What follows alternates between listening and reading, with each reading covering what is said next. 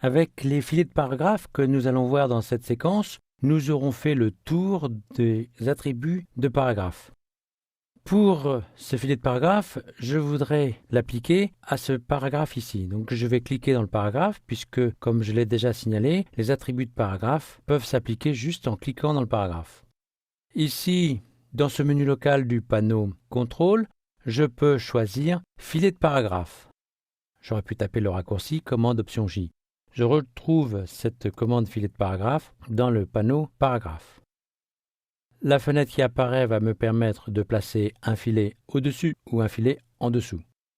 Pour l'exemple ici, je vais placer juste un filet en dessous. Nous verrons après sur un autre exemple ici comment placer un filet au-dessus et en dessous. Attention à une chose, prévoyez quand vous placez un filet de créer un espace avant et après suffisant pour que le filet ne vienne pas se superposer au texte qui précède ou qui suit. Donc pour appliquer le filet, je clique ici. Je vais pouvoir, avec l'aperçu, visualiser ce qui se passe. Je peux rectifier la graisse, l'augmenter ou la réduire, changer la couleur. Par défaut, c'est la couleur du texte qui est utilisée, mais je peux en changer et prendre, par exemple, cette couleur-là. Si j'ai défini un type de contour, je peux l'utiliser. Sinon, j'utilise ceux qui sont prédéfinis ici. Je rappelle que les types de contours se définissent dans la rubrique Style de contour, auquel on accède par le menu du panneau Contrôle. Ici, je vais utiliser cette option-là, donc Continue. Je peux définir la largeur d'après la colonne ou d'après le texte. Ici, c'est plutôt d'après la colonne qui m'intéresse.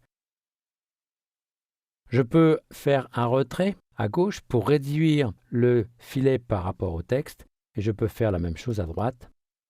Dans certains cas, on pourra même mettre des valeurs négatives pour faire déborder le filet. Ici, je vais mettre les valeurs à 0, ici, et 0 ici.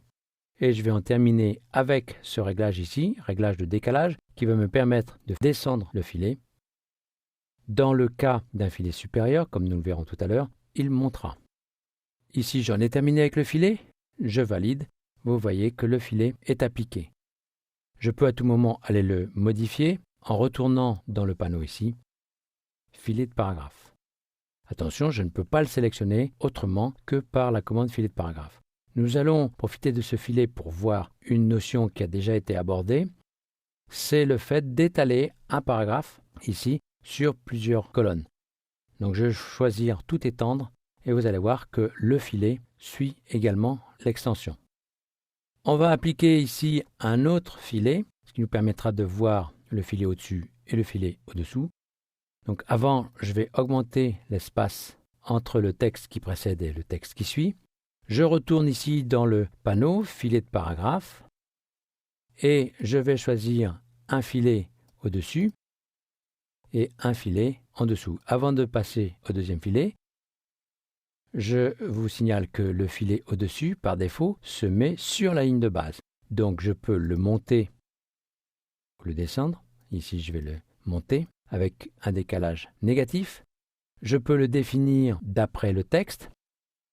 Ici, il s'arrête à la longueur du texte. Je peux l'allonger par rapport au texte ou, au contraire, le réduire par rapport au texte. Donc pour des textes qui seraient centrés, on peut obtenir ici des effets assez intéressants. Maintenant, je vais ajouter un filet en dessous en cochant cette option. Le filet en dessous peut avoir une autre graisse. Cette graisse peut même être très importante, par exemple 20 points. Dans ce cas, elle cache le texte et on ne voit plus le texte puisqu'il a la même couleur. Donc je vais en changer, je vais appliquer cette couleur et je vais descendre un petit peu le filet. Donc là, l'épaisseur est un peu trop importante. Je vais la réduire de manière à ce qu'elle soit un peu plus grande que le texte. Voilà. Ici, je peux affiner avec une meilleure précision. Et ceci étant fait, je vais supprimer le filet en dessous qui n'a pas de raison d'être dans cet exemple. Alors, je vais affiner encore un petit peu ici. Voilà, comme ceci. Pour ce type de texte, il serait intéressant de rajouter, si ça n'avait pas été fait au départ, un retrait de première ligne pour que le texte ne soit pas contre le bord. Si j'avais défini un style de contour avec arrondi, j'aurais pu obtenir cet arrondi. Je vais revenir rapidement sur ce filet pour vous montrer que l'on peut éventuellement, si on en a préparé, appliquer un dégradé.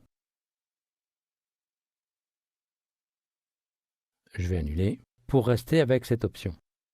Nous avons vu dans cette séquence que les filets de paragraphes permettent d'enrichir l'aspect typographique des textes.